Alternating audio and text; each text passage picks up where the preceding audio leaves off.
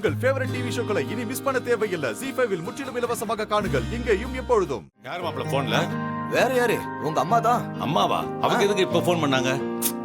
அவங்க பேரனுக்கும் பேத்திக்கும் விருந்து சமைச்சு போடணுமா, அதுக்கு ஏற்பாடு பண்ண முடியுமான்னு கேட்டாங்க. நீங்க என்ன சொன்னீங்க? அதுக்கு என்ன பேசா பண்ணிடலான்னு சொன்னேன். மாப்ள இதெல்லாம் நடக்கிற காரியமா? சாமுண்டீஸ்வரி மீறி நம்மளால இதெல்லாம் செய்ய முடியுமா? அதெல்லாம் செய்யலாமாமா, அதுக்கு ஒரு பிளான் இருக்கு. எப்படி?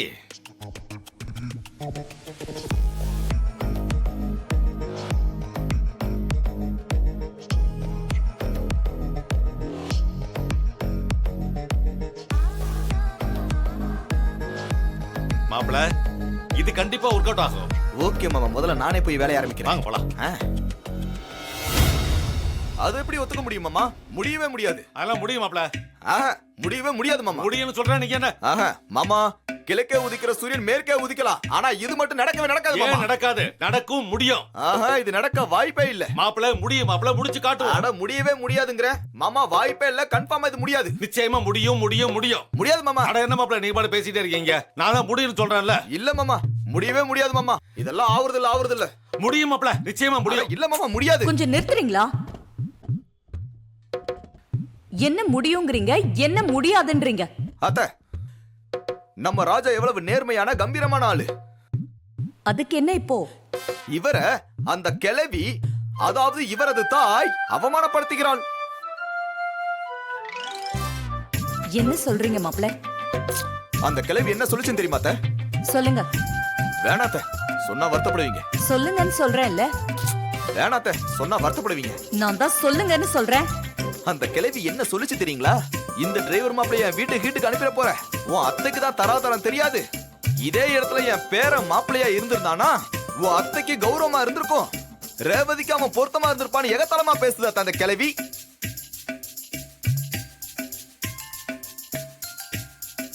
நீங்களே எங்க அம்மா சொன்னதுல என்ன தப்பு இருக்கு? என் தங்கச்சி பையனுக்கு ரேவதியை கல்யாணம் பண்ணி வச்சிருந்தா அது நல்லா தானே இருந்திருக்கும்.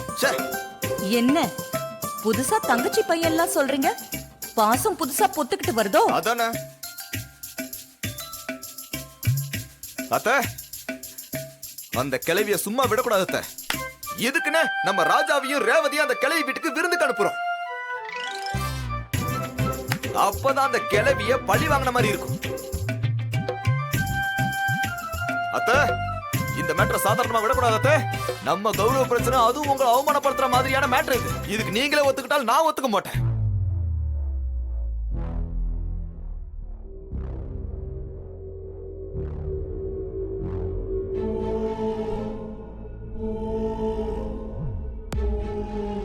நம்மள சாமுண்டீஸ்வரி யோசிக்கிறத பார்த்தா இது ஒர்க் அவுட் ஆகாது போல இருக்கே.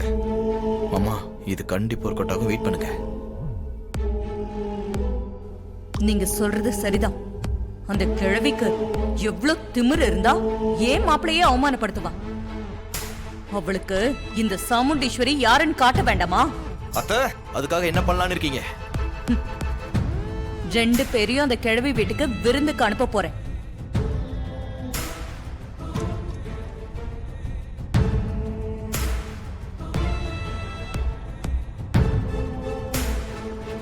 யார டிரைவர்னு இன்சல்ட் பண்றாளோ அந்த டிரைவருக்கு தான் கையாலேயே பரிமாறி ராஜா சாப்பிட்ட எச்சி இலையை எடுக்க வைப்பேன்.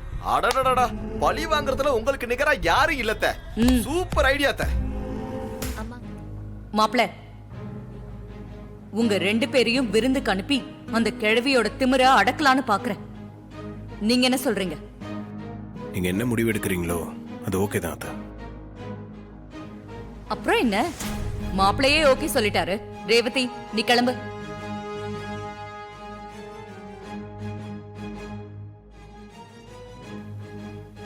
மாப்பிள, நீங்களும் போய் கிளம்புங்க.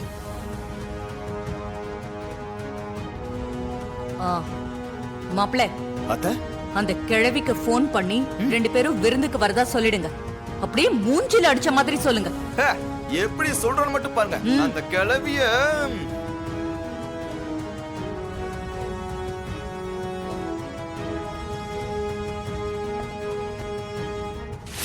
கல்யாணத்தை பத்தி என் அம்மா அப்பா அண்ணி எல்லாரும் என்ன நினைச்சிட்டு இருக்கீங்கன்னு தெரியல.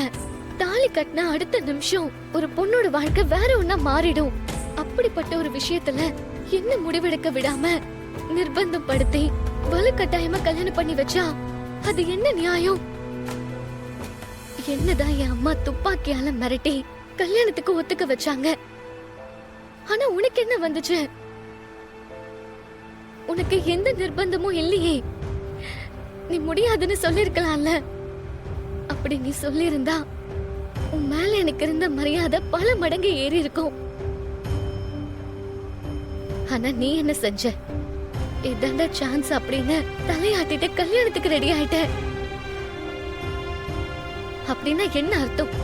உனக்கும் என்ன கல்யாணம் பண்ணிக்கணும்னு ஆசை இருந்திருக்கு. அதான் நீ சைலண்டா இருந்துட்ட இல்ல? நீ சொல்றதெல்லாம் எனக்கு புரியுது. நீ சொல்றதுல நியாயம் இல்லாமலாம் இல்லை. ஆனா ஒண்ணு மட்டும் சொல்றேன், உன்னை கல்யாணம் பண்ணிப்ப நான் நினைச்சு கூட பார்க்கல. அப்படி ஒரு எண்ணம் எனக்கு எப்பவுமே இருந்ததில்ல. பின்ன ஏன் நோ சொல்லல? ஏன் கல்யாணத்துக்கு ஒத்துக்கிட்ட? ரேவதி, நான் என்ன பதில் சொன்னாலும் நீ அதை இப்ப புரிஞ்சுக்க மாட்ட. அதை நீ ஏத்துக்கவும் மாட்ட. சில விஷயங்களுக்கு காலம்தான் பதில் சொல்லும், தெளிவுபடுத்தும். நீ என்ன தெளிவா புரிஞ்சுக்கிற காலம் வரும் நான் நம்புறேன். அடேங்கப்பா, இந்த மாதிரி பேசுற திறமை வர உன்கிட்ட நிறைய இருக்கு. இதெல்லாம் வச்சுதானே நீ எல்லாரையும் மயக்கி வச்சிருக்க.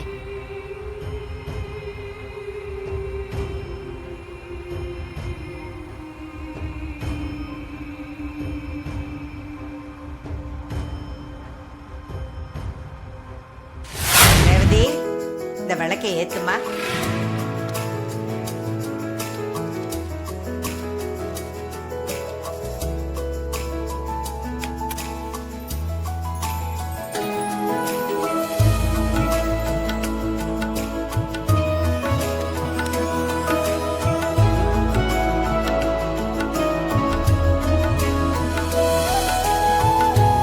அப்பனே முருகா,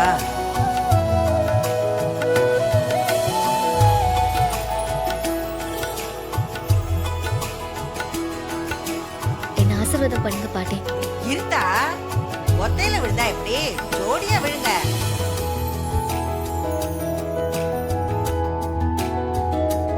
ஆ. நல்லா இருங்க அத்தை, நல்லா இருங்க.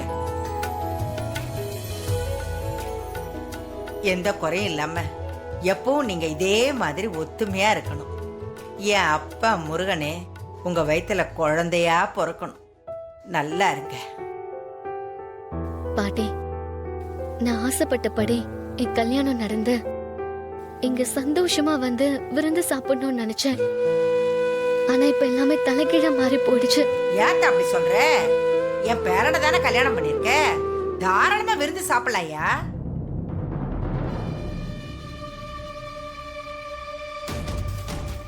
என்ன பாட்டி சொல்றீங்க? இவர் உங்க பேரனா? ஆ, ஜீ5 ஆப்பை டவுன்லோட் செய்து அனைத்து எபிசோடுகளையும் இலவசமாக பாருங்க.